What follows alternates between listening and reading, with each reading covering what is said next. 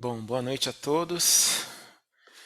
Mais uma vez é muito bom, uma honra estar aqui na presença de vocês, na presença de Deus para falar sobre esse assunto tão interessante, tão instigante, né, e tão relevante para os nossos dias, tá? Hoje a gente vai falar um pouquinho sobre o capítulo um, que é a introdução. Peraí, aqui, que é a introdução desse livro aqui do Gordon Fee. Né? O título desse capítulo é A Necessidade de Interpretar. Então, assim, a gente vai falar um pouquinho sobre esse capítulo. Eu não sei se todo mundo teve a oportunidade de lê-lo. Se o leram, vocês vão perceber que muitas das coisas que estão contidas aqui nesse capítulo a gente viu na semana passada e também estão contidas lá no livro do Walter Kaiser. Tá? Então a gente vai falar um pouquinho desse primeiro capítulo e depois a gente vai passar para uma parte de conceitos um pouco mais práticos, de coisas que a gente pode usar no nosso dia a dia quando a gente estiver estudando, quando a gente estiver lendo e interpretando a Bíblia, tá? Então vamos lá. Mas só para relembrar, na semana passada, então, a gente falou um pouquinho dessas coisas aqui. Então a gente viu os conceitos de hermenêutica e exegese, né? Viu a diferença entre um e outro. A gente viu quais são os princípios básicos da hermenêutica. A gente também viu que a Bíblia é um livro tanto divino quanto humano e que essas duas naturezas da Bíblia causam alguns distanciamentos para a gente aqui nos nossos dias e no país onde a gente está. A gente também falou um pouquinho sobre 7 princípios da exegese, né? E depois de tudo isso a gente chegou à conclusão de que todo mundo precisa de hermenêutica. Tá? Aí hoje, né, se a gente pegar o livro lá do Gordon Fee, a primeira frase do livro é essa aqui, ó. Você não precisa interpretar a Bíblia, apenas leia e faça o que ela diz. A gente já viu que não é bem assim, né? Na semana passada a gente falou bastante sobre isso e viu que não, que a gente precisa estudar. Sim, a gente precisa obedecer à Bíblia. Essa é a nossa função, é a nossa motivação para estudar, entender para obedecer, né? Mas para obedecer a gente precisa entender e para entender a gente precisa estudar. E isso é fundamental para a gente ter um bom entendimento do que a Bíblia diz, tá? E aí ele fala o seguinte, ó, o problema com um grande número de pregadores e professores é que eles cavam tanto a terra que acabam por enlamear as águas. Essa frase é muito importante e ela tem que ser observada por todo mundo, né? Todo mundo que está aqui acho que tem esse desejo de estudar, de saber mais e de no futuro dar aulas, né? E ensinar e falar para as pessoas sobre a Bíblia. E esse é um cuidado muito importante que a gente tem que ter, né? A gente não pode querer se, se aprofundar tanto que a gente se perde no texto e acaba, como diz aí a frase, enlameando as águas. Então, ao invés de tornar a coisa mais clara para quem a gente está explicando, a gente torna a coisa mais turva, mais escura, mais obscura e mais difícil de entender. Né? Então, ele fala isso ele cita isso como um protesto. Um protesto de quem? Um protesto dos leigos em relação aos ditos estudiosos. Justamente por isso. Porque, segundo ele, muitos dos estudiosos, ao invés de explicar para clarear, acabam atrapalhando, acabam encobrindo mais as coisas. Então, acabam tornando as coisas mais difíceis de ser entendidas. Tá? E aí, se a gente pegar essa outra frase aqui, ó, do Leonardo da Vinci, ele diz o seguinte: a simplicidade é o último grau de sofisticação. Essa frase também é muito importante e eu entendo que ela se correlaciona com essa outra do Gordon Fee, né? Então, assim, complicar um texto é muito fácil, né? Tentar explicar esse texto com palavras difíceis, palavras que poucas pessoas conhecem, é muito fácil. O difícil é a gente explicar um texto bíblico com palavras fáceis, com palavras que todo mundo entenda, que todo mundo compreenda, né? Então, então é muito simples a gente complicar um texto, tá? E assim, e essa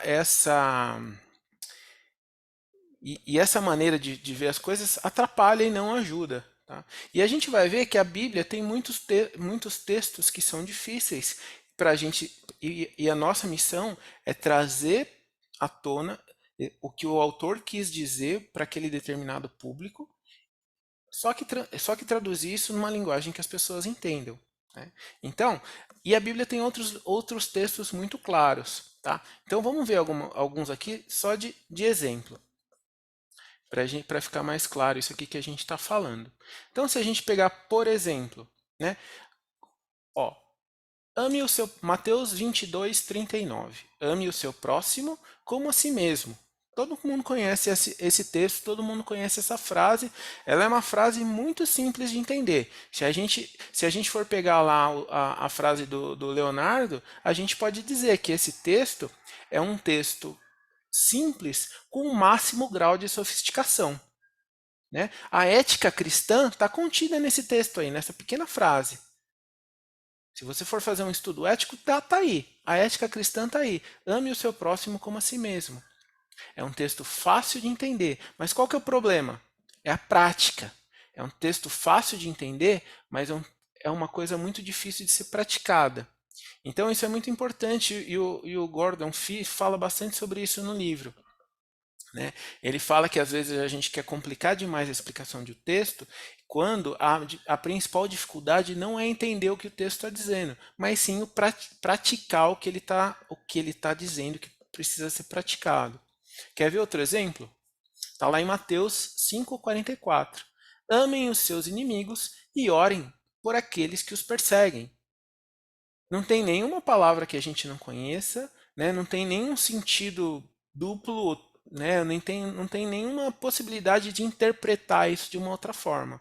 Então, é um texto muito simples, né? É um texto com altíssimo grau de sofisticação, mas é um texto fácil de entender, mas difícil de praticar.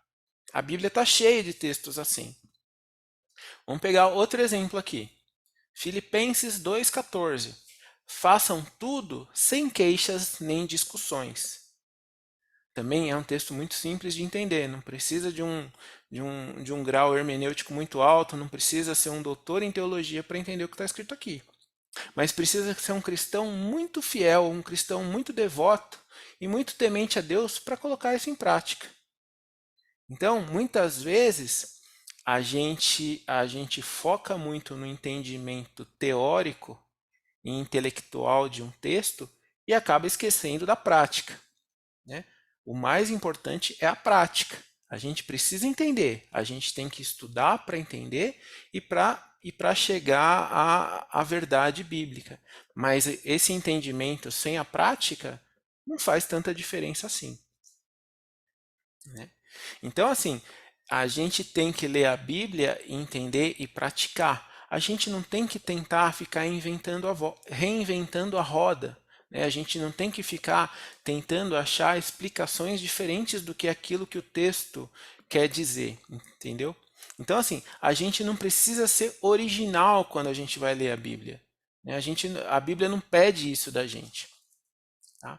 A gente não está tentando ser original, a gente não está tentando saber ou entender ou descobrir aquilo que ninguém entendeu ainda. Né? Nós não somos iluminados no sentido de que vamos descobrir alguma coisa no texto bíblico que nesses 2000 anos de história do cristianismo ninguém percebeu ainda. Tá? Então isso provavelmente não vai acontecer. Né? Então, assim, uma boa interpretação da Bíblia não tem que ser original. Uma boa interpretação da Bíblia, ela tem que ser fiel ao que o autor quer dizer. Ela tem que ser verdadeira de acordo com aquilo que o autor quer dizer. Tá? A gente não deve querer ser mais inteligente do que os autores, a gente não deve querer saber mais sobre o significado do texto do que aquela pessoa que o escreveu.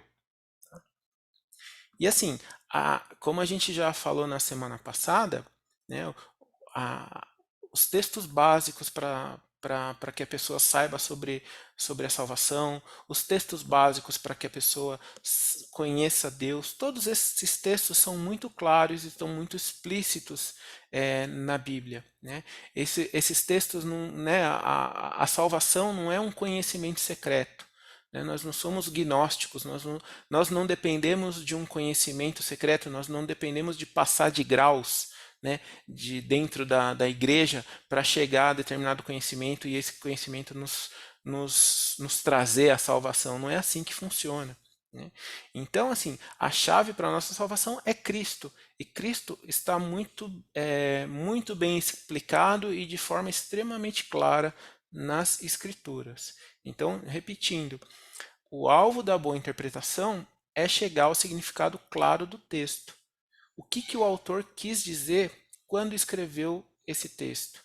É isso que a gente busca, é isso que a gente quer. Tá? E para isso tem uma regra de ouro. Né? O Gordon Fee fala sobre isso. E qual que é a regra de ouro para a gente tentar chegar a esse significado claro do texto? Cadê? Aqui, é o bom senso. Se você tem bom senso na hora que você está não só lendo, mas fazendo qualquer coisa na sua vida, as coisas tendem a ser mais fáceis, as coisas tendem a ser mais corretas, as coisas tendem a ser mais ordenadas. Então, para a gente chegar a um significado claro, é preciso ter bom senso. E assim, isso parece óbvio, né? Mas não é. As pessoas acreditam em coisas que até Deus duvida, né? As pessoas acreditam em qualquer coisa, na verdade. Né? A verdade é única, mas os erros são múltiplos, né? Então, assim, um mais um vai ser sempre dois. Essa é a verdade. Mas um mais um pode ser três, de acordo com alguns, quatro, cinco. Então, o erro é múltiplo. Você pode errar infinitamente, mas a verdade é uma só. Então, para chegar nessa verdade, para chegar nessa interpretação, a gente precisa de bom senso. E usando o bom senso, né, e esse bom senso inclui, né, vai desde a hora que você escolhe a igreja onde você vai congregar, né, passando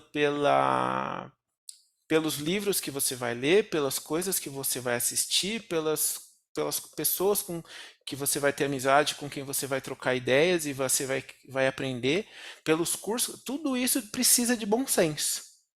Né? Porque não adianta nada eu estar dentro da Igreja Presbiteriana do Morumbi, que é uma igreja séria, e começar a ler vários livros que falam de coisas estranhas, de doutrinas estranhas, e querer colocar isso lá dentro da igreja, né? Como acontecia lá nos tempos de Paulo, por exemplo.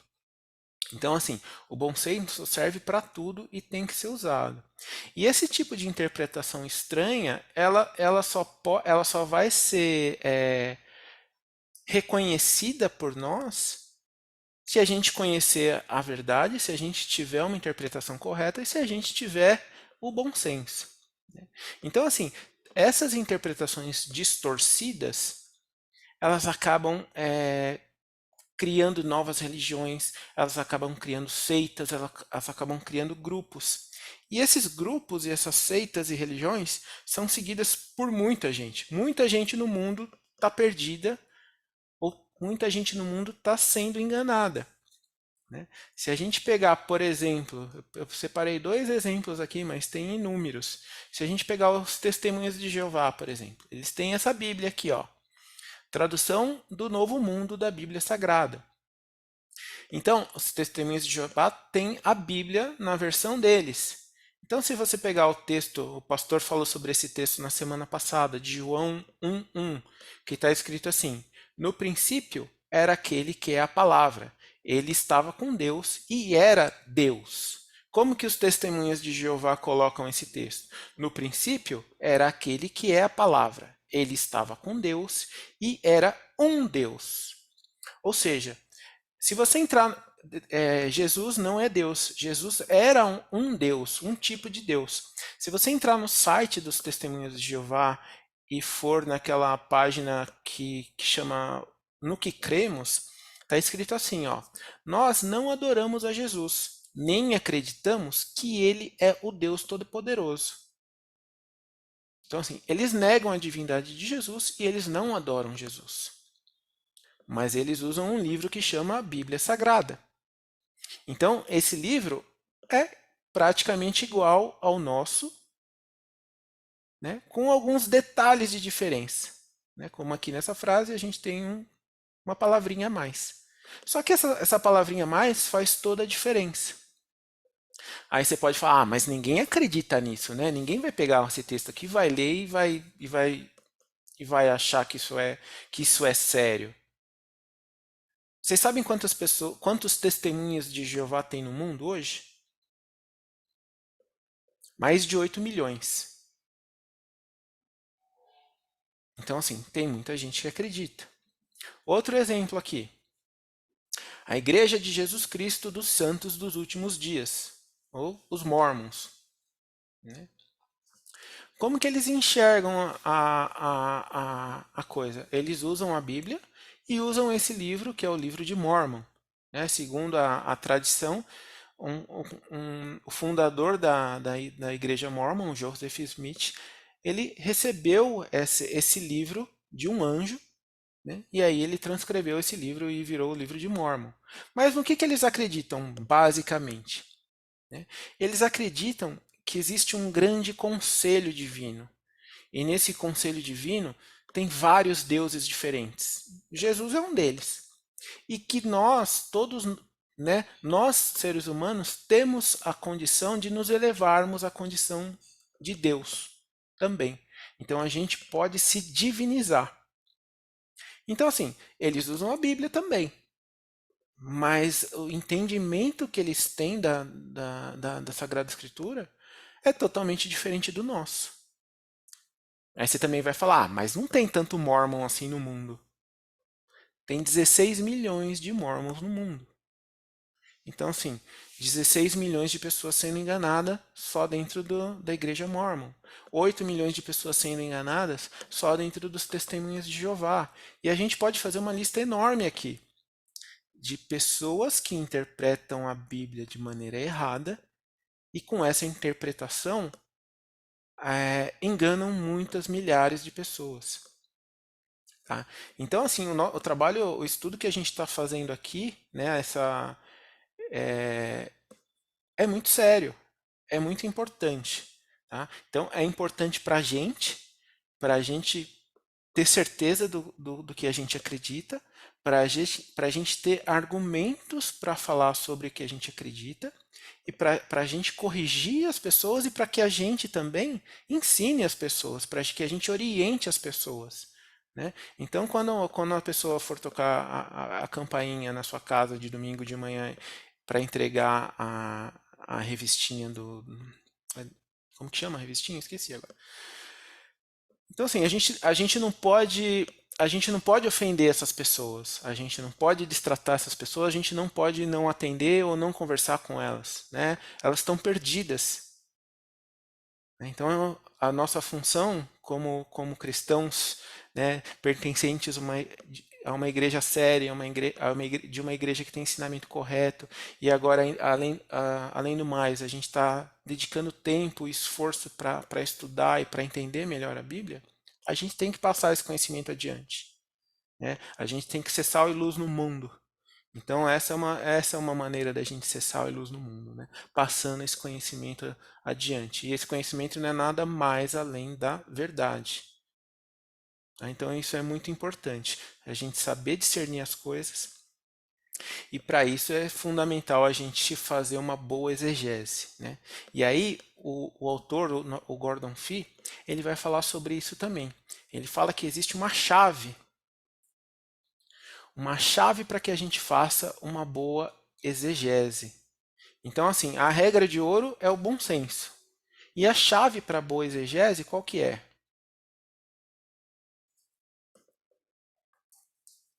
aprender a ler mais cuidadosamente. Tá? Então, assim, eu acho que, né, quando você pega um livro para ler, muitas vezes você lê, né, por exemplo, eu gosto de ler, eu leio muito no Kindle, então eu leio muito à noite na cama. E muitas vezes eu leio um parágrafo e no segundo eu já estou dormindo. Isso não é ler cuidadosamente, porque no outro dia eu não lembro o que eu li. Né? O que, que é ler cuidadosamente? Quando a gente vai ler a Bíblia, né, principalmente quando a gente está lendo com a intenção de estudar e de entender e de interpretar, a gente tem que ler cuidadosamente. Né? Para mim, não funciona ler a Bíblia ou ler os livros que a gente está lendo aqui para esse estudo na cama.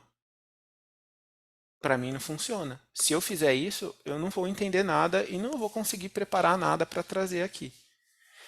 Então, esse ler cuidadosamente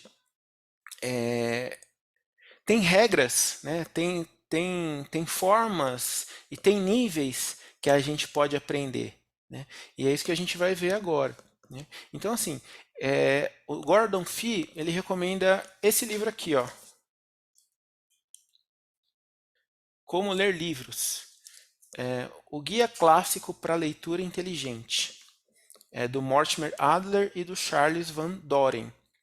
Esse livro aqui ele é bem famoso, eu não sei se vocês conhecem, mas é um livro publicado em 1940 e ele mostra formas, né, e ele sistematiza cada uma dessas formas para aprimorar as habilidades de leitura e compreensão.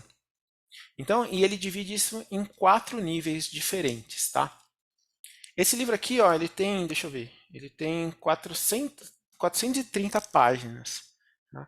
Eu acho que ele podia dizer tudo que ele tem para dizer aqui em 100 páginas, que ele acaba se repetindo bastante no texto, tá? Mas é um livro muito interessante para consulta. E aí, o que, que ele faz? Ele divide a leitura em 4 níveis diferentes. Qual que é o primeiro nível? O primeiro nível de leitura, de acordo com Mortimer Adler, é a leitura elementar. O que é a leitura elementar? A leitura elementar é aquela que a gente aprende quando a gente é criança. Então, quando a gente está aprendendo a ler, quando a gente está aprendendo a reconhecer as letras, né, a forma das letras, né, a princípio você vê aqueles desenhos, vê aqueles símbolos, mas você não sabe o que é. Mas depois você começa, né, a criança começa a estudar, a entender e começa a identificar aquilo como letra. E aí depois disso a criança começa a juntar essas letras e formar palavras e depois juntar palavras e formar frases. Então assim, todo mundo já passou por isso aqui, tá? Então esse nível elementar é para isso. Opa. Ai, peraí, que eu fiz alguma bobagem aqui. Ah, peraí. Aqui. Agora sim. Então, esse nível elementar é para isso, tá? Então, a criança, por exemplo, vai ler a frase: o gato sentou no chapéu. Então, primeiro ela vai entender, né, cada uma dessas letras, depois vai entender cada uma das palavras, ela sabe o que é um gato, ela sabe o que é sentar e sabe o que é um chapéu. E ela forma isso dentro da cabeça dela, forma essa imagem na cabeça dela e entende que o gato sentou em um chapéu. Então, assim, imagina uma criança de 5 anos tentando ler essa frase. Né? O Lucas, meu filho, tem 7. Ele já está lendo. Mas quando ele começou a ler e começou a entender as coisas que ele estava lendo, foi muito bacana, é uma coisa muito legal de se ver. Né? Eu não lembro de ter visto isso antes. Porque é uma descoberta, é como se você visse um mundo todo borrado e de repente esses borrões se transformassem em coisas que você sabe que, né, consegue entender o que são esses borrões. E acho que foi mais ou menos isso que aconteceu com ele e com cada um de nós. né? Mas você fala, Júlio, mas por que que esse cara fala de leitura elementar, né? Se o cara que vai ler, se a pessoa que vai ler esse livro dele não é mais uma criança, não faz sentido falar sobre isso. Mais ou menos. Se a gente está falando de leitura elementar, e essa frase que eu coloquei aqui é uma frase que está escrita em língua portuguesa. Agora, tentem ler o que está escrito aqui. Eu não consigo. Eu não sei se tem alguém aqui que leia em grego para dizer qual o texto bíblico é esse. Alguém quer arriscar, pastor?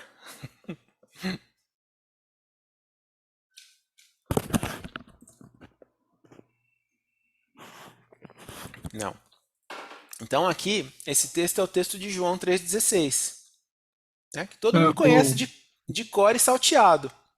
eu ia falar, Mas, Júlia, que desculpa, eu tô dirigindo, que eu precisei ah, sair para desculpa, cuidar pastor. da vida. Mas é esse mesmo, eu sou o caminho. Então, é o texto de João 3,16. Agora, assim, eu penso que uma criança de 5 anos olhando para essa frase aqui, que ainda não é alfabetizada, o gato sentou no chapéu, tem a mesma percepção que a gente tem olhando essa outra frase aqui de João 3,16 em grego. Né? É uma série de símbolos que não tem nenhum significado para mim. Né? Por quê? Porque eu não conheço grego.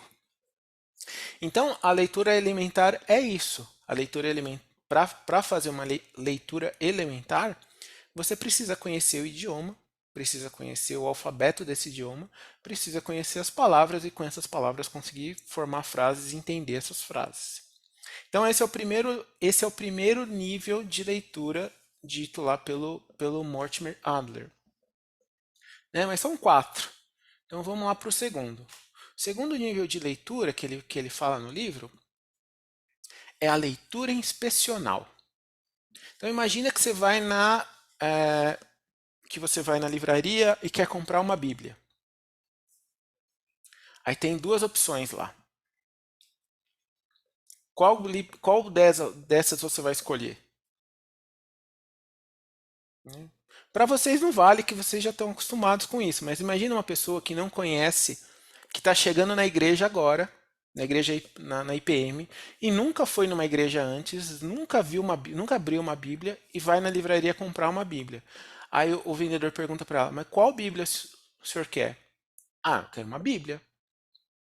E me disseram que é bom comprar uma Bíblia de estudo, né? Que aí eu vou ter a explicação do texto. Ah, mas qual Bíblia de estudo? Né? Tem essas duas aqui. Então, assim, o que é a leitura inspecional? E essa leitura inspecional, claro, aqui no livro ele não é um livro cristão, ele usa isso para leitura no geral. Né? Ele vai falar de poesia, de livros técnicos e de romance e por aí vai. Ele fala de todos os gêneros literários, tá? Mas o que é essa leitura inspecional? Né? É uma pré-leitura. Então, quando você pega. Imagina que você chega na livraria e o vendedor te dá essas duas Bíblias. O que você vai fazer? Você vai pegar a Bíblia, né? Você vai ler o que está escrito na capa. Então, Bíblia de Estudo de Genebra. E a outra Bíblia de Estudo Pentecostal Harpa Cristã. Aí fala, gente, mas eu não sei o que é isso. Né? Aí você pode perguntar pro vendedor, né? A Bíblia normalmente não tem nada atrás. Mas se for um livro, pegar um livro aqui, ó, um livro que eu tô lendo aqui, ó. Ensaio sobre a cegueira, do José Saramago. Então você pega esse livro aqui na livraria. Aí você lê a capa, José Saramago, é o nome do autor, Ensaio sobre a cegueira. Mas o que é isso? Aí o que você faz? Você lê o que está escrito aqui, ó, na quarta capa. Se o livro não tiver no plástico, você pode ler as orelhas, né? Você pode ler também o índice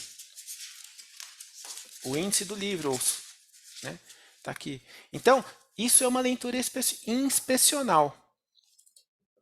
Então, você rapidamente, né, a leitura inspecional, ela é rápida. Então, você rapidamente pega um livro e, e tem uma ideia, pelo menos superficial, do que se trata esse livro. Então, se você for comprar um comentário bíblico, por exemplo, né, a gente a gente está dentro de uma igreja reformada.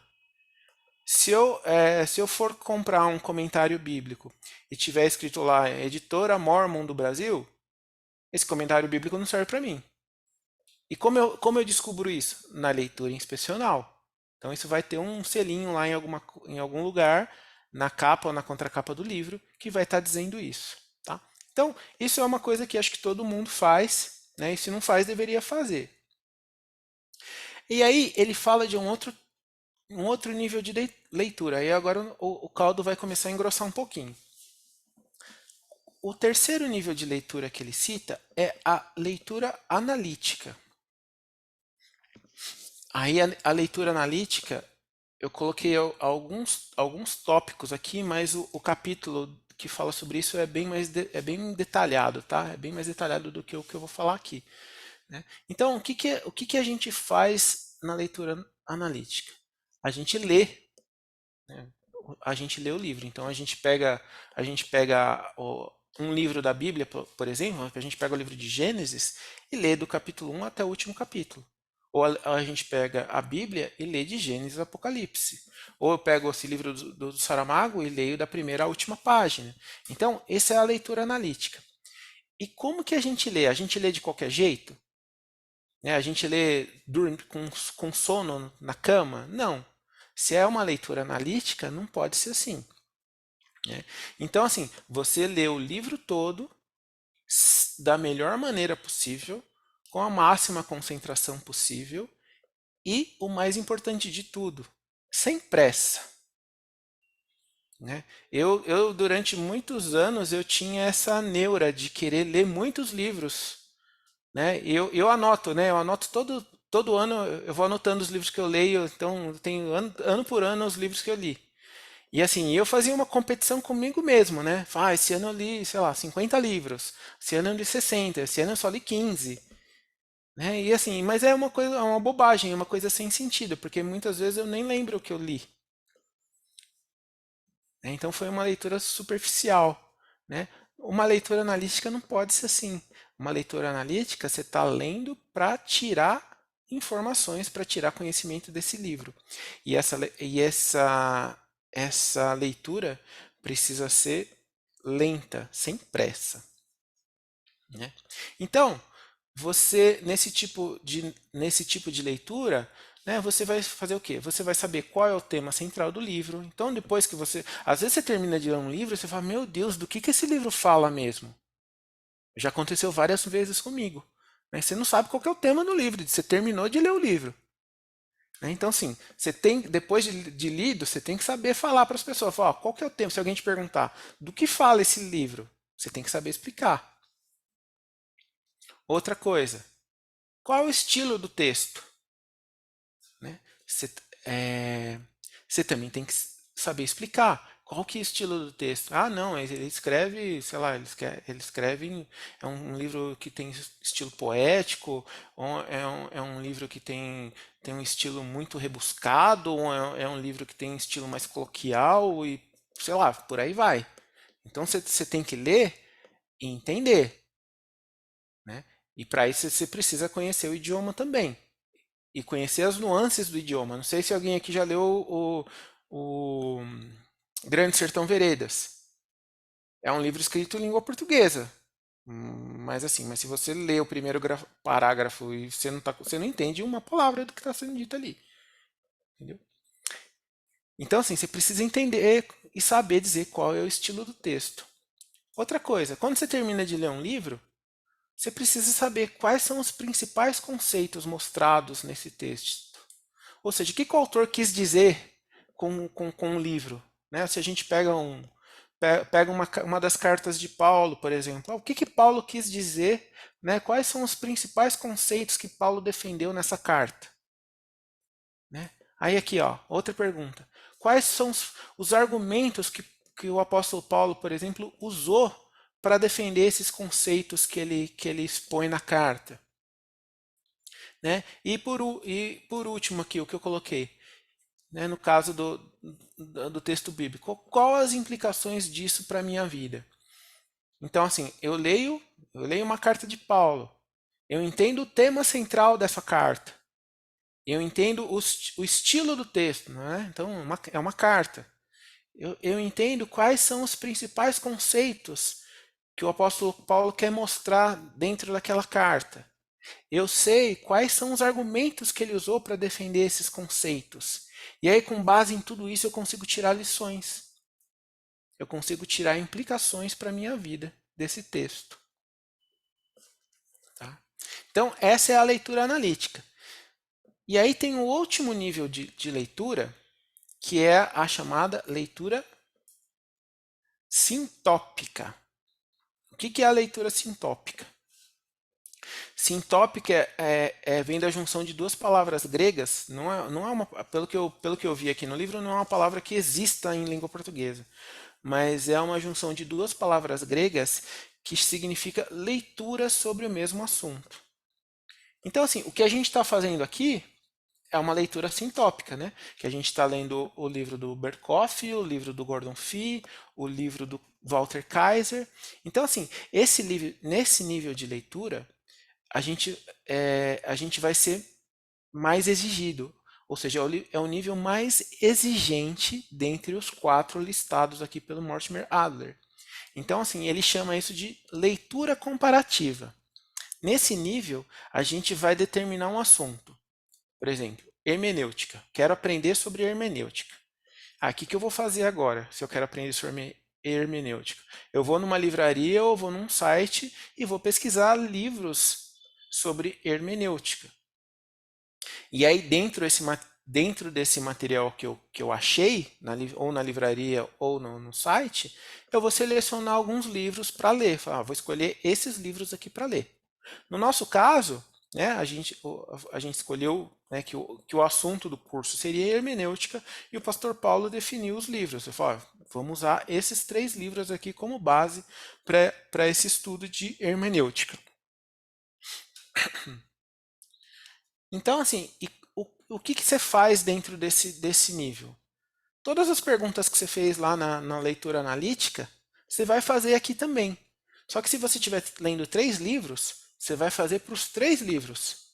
E aí depois você vai comparar essas respostas, né, dos três livros, e no final você vai fazer uma síntese, ou seja, você vai chegar a uma conclusão. Ó, baseado no livro do Berkoff, do Gordon Fee, do Walter Kaiser, sobre esse tópico, eu cheguei à seguinte conclusão. Então, assim, então é um trabalho muito mais elaborado, é um trabalho muito mais dedicado que precisa de muito mais tempo, né? E para fazer, e para preparar uma aula, por exemplo, né? Acho que tem vários professores aqui que estão participando aqui com a gente. Vocês sabem, quem é professor sabe que para preparar uma aula a gente faz isso, né? Então a gente usa várias fontes. Então a gente está estudando sobre a Bíblia. Então assim, eu vou usar as traduções que eu tenho aqui em casa, traduções diferentes da Bíblia, né? Então eu tenho a NVI, eu tenho a ARA, eu tenho essa aqui é a nova, como que é? No- essa última que saiu, agora esqueci o nome dela. Eu tenho umas quatro traduções, então eu vou usar essas quatro traduções. Então, o que mais que eu vou usar? Eu vou usar livros específicos sobre o assunto. Então, aqui no caso, a gente está usando livros de hermenêutica. Mas se eu estiver estudando, se eu estiver, né, na escola dominical, a gente está estudando escatologia. Então, vamos usar livros de escatologia. Se a gente estiver estudando uma carta de Paulo, vamos estudar comentários à carta. Além disso, o que a gente pode usar também? A gente pode usar as teologias sistemáticas, tem um monte aí disponível, né? Então tem várias, tem para todo gosto. Né? A gente pode usar dicionário, não só dicionário da língua portuguesa, mas dicionário bíblico. A gente pode usar livros que falam de costumes, né? Tem um livro que é sensacional que eu recomendo para quem quer ler, é aquele Instituições de Israel. É um livro que fala dos usos e costumes de Israel nos tempos bíblicos. É sensacional. Então,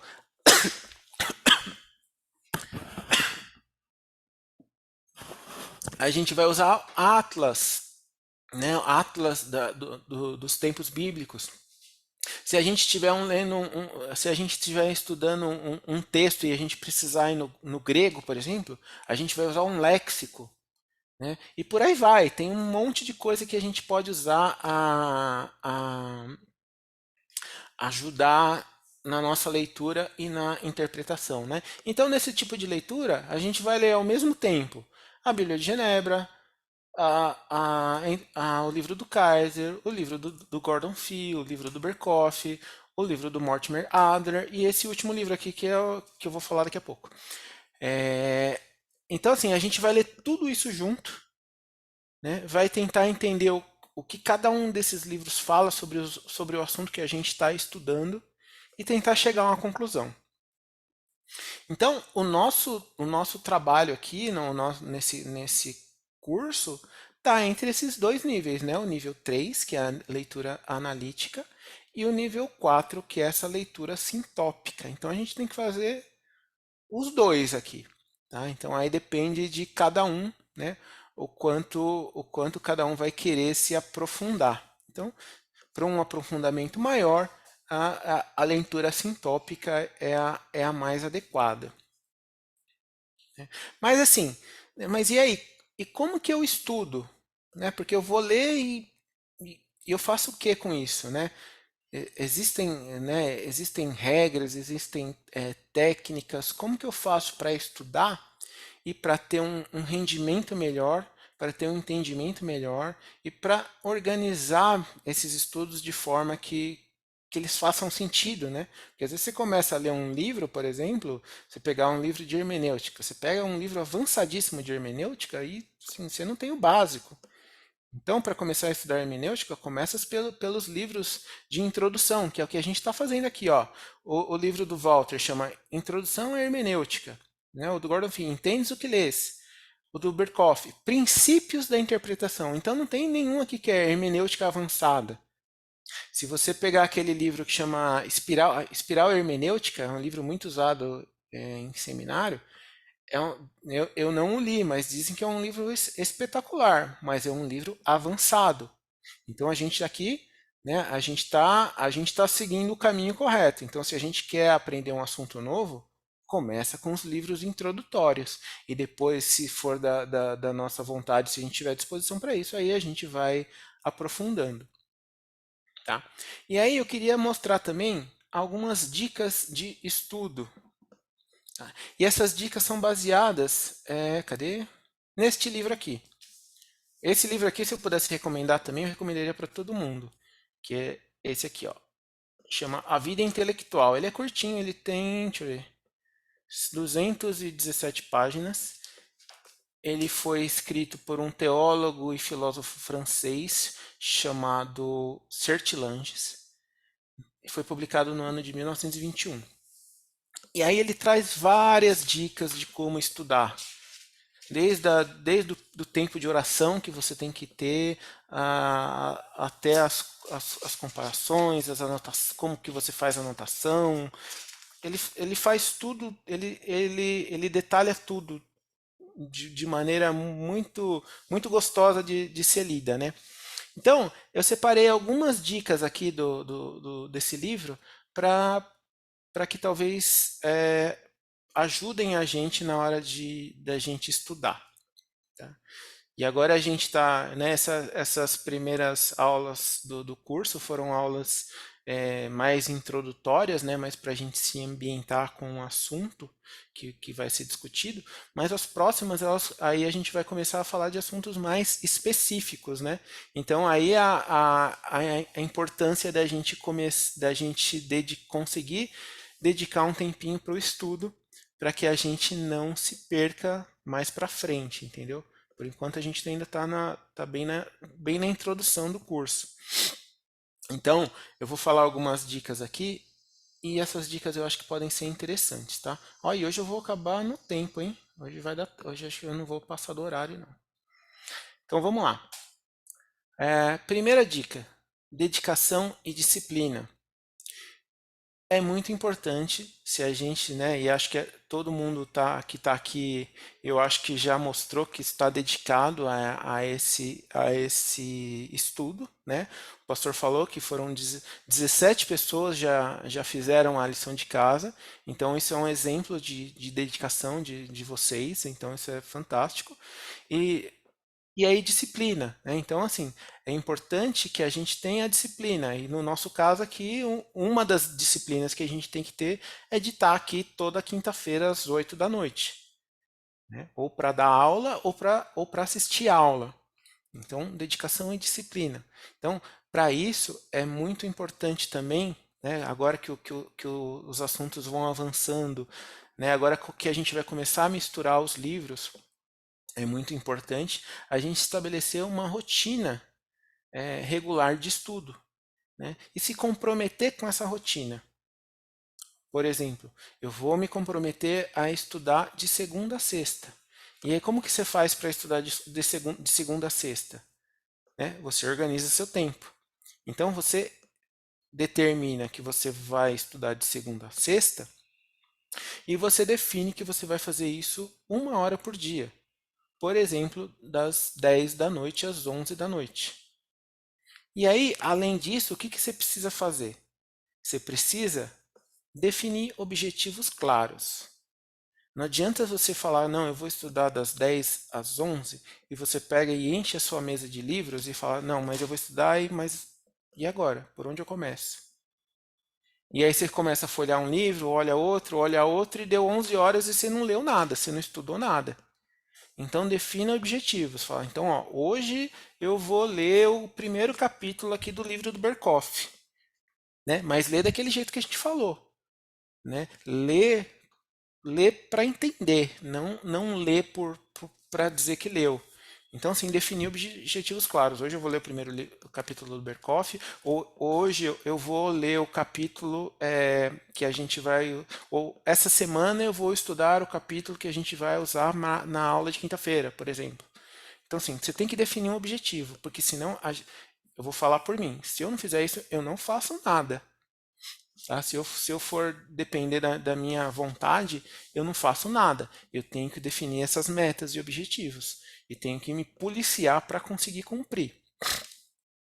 Outra dica: concentração e foco. Não adianta você querer estudar, né? Você está com o livro aqui, ó, e o celular aqui, respondendo no WhatsApp, vendo no Instagram ou qualquer outra coisa. Não funciona. Né? Ou então você senta no sofá, tá passando alguma coisa na TV e você está lendo lá. Não funciona. Né? Ou tem tem pessoas conversando perto de você, tem criança brincando, não funciona. Pelo menos para mim não funciona. Então, assim, concentração e foco. É importante a gente desenvolver essa capacidade de concentração e foco. E para isso, para nos ajudar a desenvolver essa concentração e foco, a gente precisa ter um ambiente adequado de estudo. Né? Então, assim, se você vai estudar, separa esse horário, por Júlio, exemplo. nós não estamos te ouvindo. Não? Não estão me ouvindo? Ah, Eu perfeito, estou. Júlio. Dá para ouvir, sim. Dá Para para mim ouvir? também está dando, sim. Ah, tá. Então acho que foi o computador lá do Gustavo que deu algum problema. Tá. Bom, vamos lá. Então, essa dica de concentração e foco, ela é muito importante. Então, quando, por exemplo, você vai definir o horário que você vai estudar, você tem que pensar nisso. Eu falo, nesse horário que eu escolhi, eu vou conseguir me concentrar e colocar foco no estudo?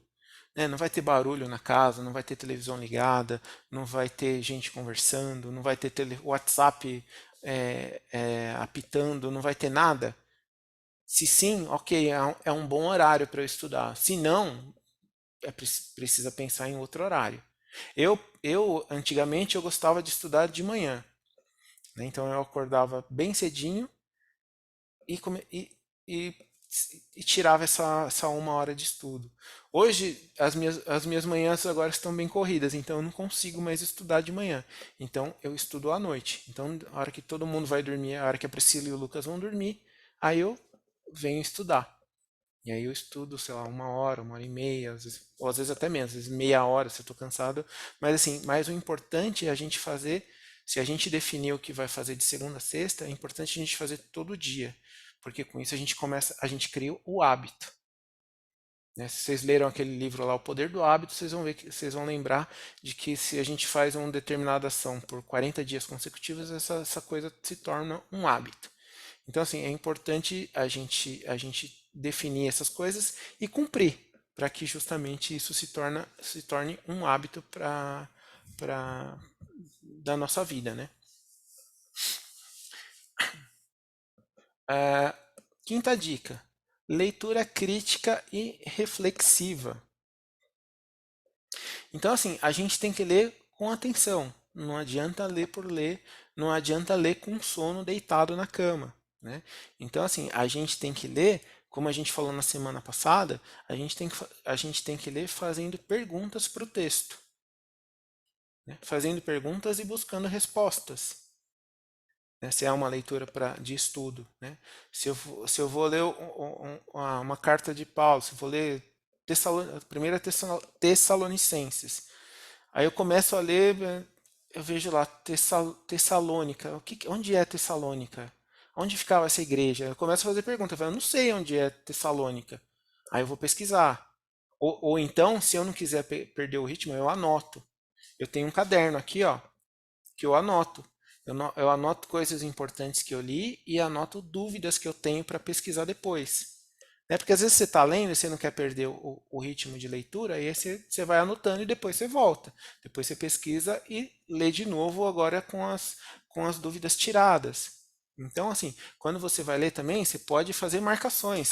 Né? Você pode rabiscar seus livros. Né? Ó. Os meus livros estão todos riscados. Ó. Os meus livros têm, eu uso essas fitinhas aqui, ó, também para marcar, que são essas aqui, entendeu? Ó. Então, assim, a gente não pode ter dó dos livros, né? Tem gente que tem dó do livro e não quer amassar o livro, não quer riscar o livro, não quer rasurar. Então, assim, se você não quer ter um livro assim, você compra dois. Compra um para ficar bonitinho na estante e outro para você usar. Então, assim, a gente tem que ter essa leitura crítica e reflexiva. Então, a gente tem que ter que perguntar coisas para o texto, a gente tem que buscar respostas e a gente tem que pensar sobre isso que a gente está lendo. Outra coisa, né? Eu falei do caderninho. A escrita como forma de aprendizado. Quando você escreve, né? Então, por exemplo, você leu lá Primeira Tessalonicenses.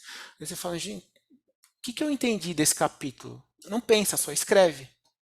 Faz um resumo, né, com base naquilo que você entendeu do capítulo. Isso ajuda demais a fixar o entendimento e a melhorar o entendimento. Isso ajuda a gente a ter dúvidas. Você fala, nossa, porque às vezes a gente pensa, não, entendi. Para mim está claro aqui o que o Paulo disse, assim. Aí você fala, não, então vou escrever. Aí você começa a escrever, você vê que não é bem assim. Você vê que tem um monte de falhas assim no entendimento. Então você vê que você precisa, você precisa de mais atenção.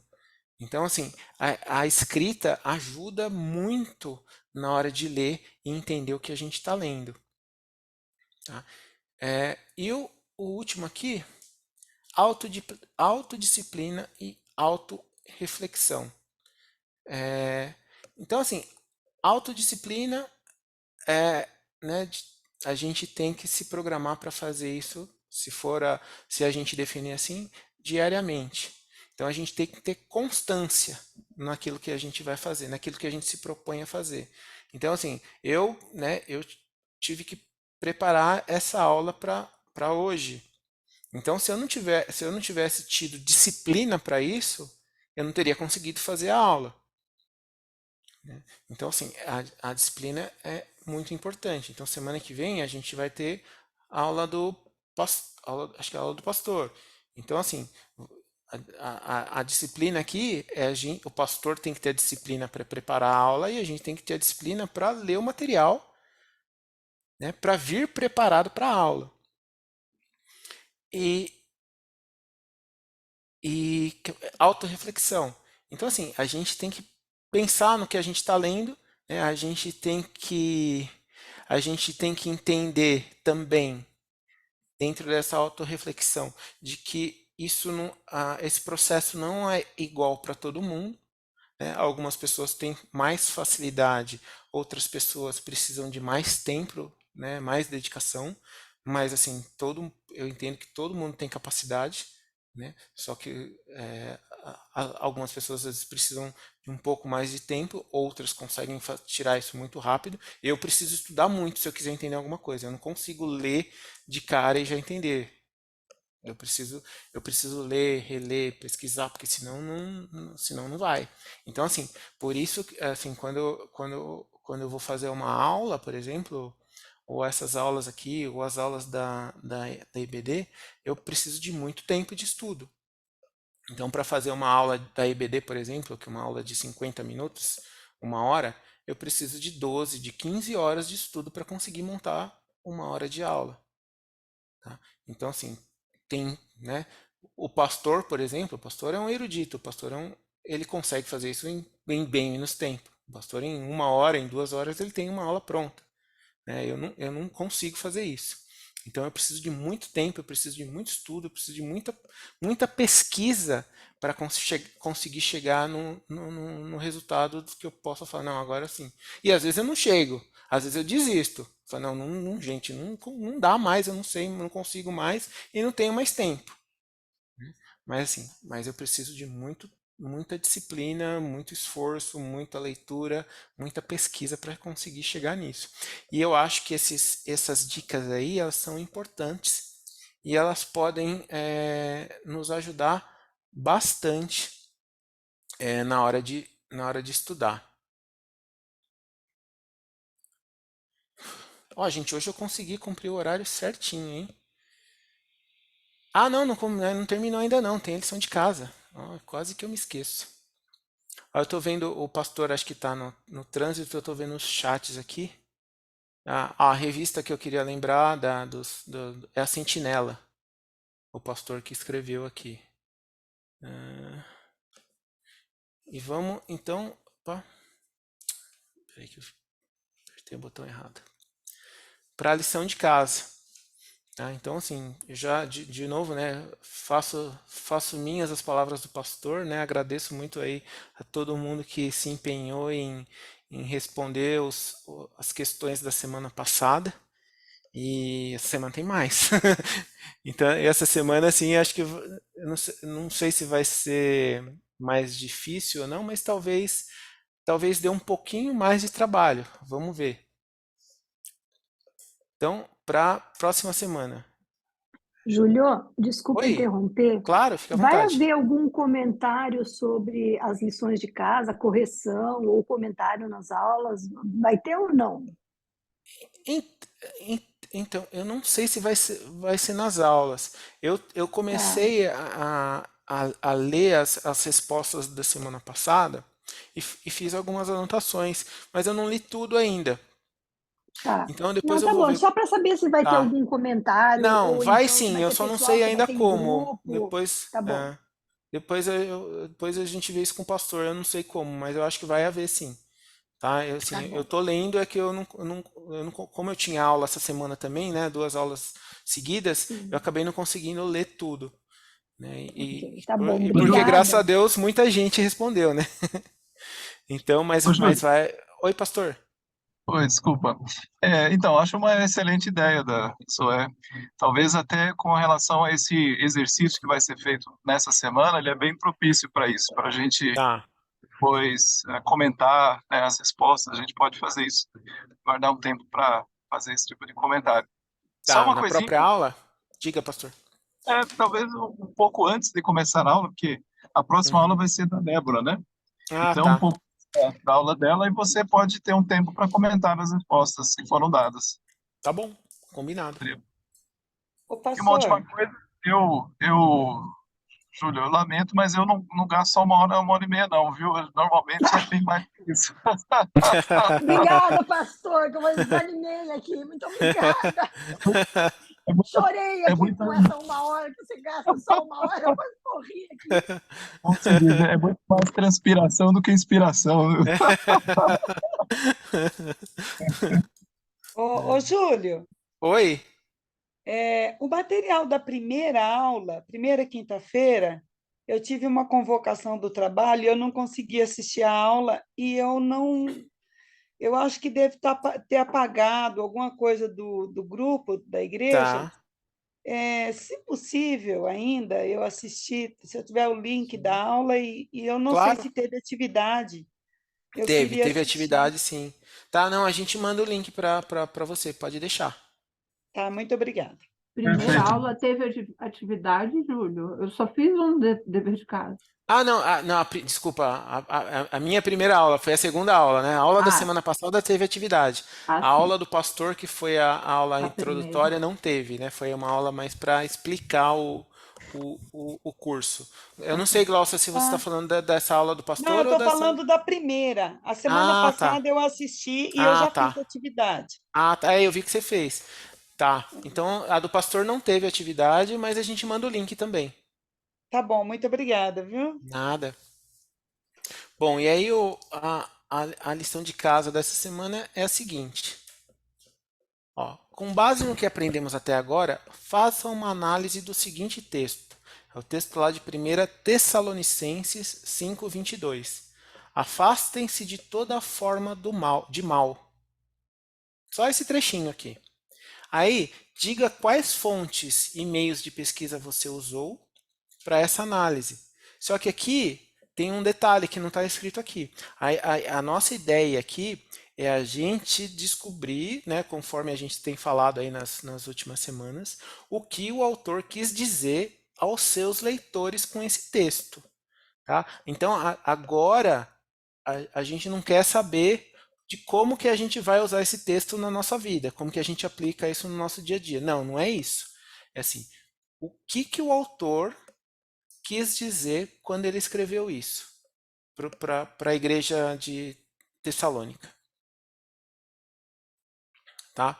Depois também a gente vai mandar o link lá do Google para essas Isso. respostas, tá?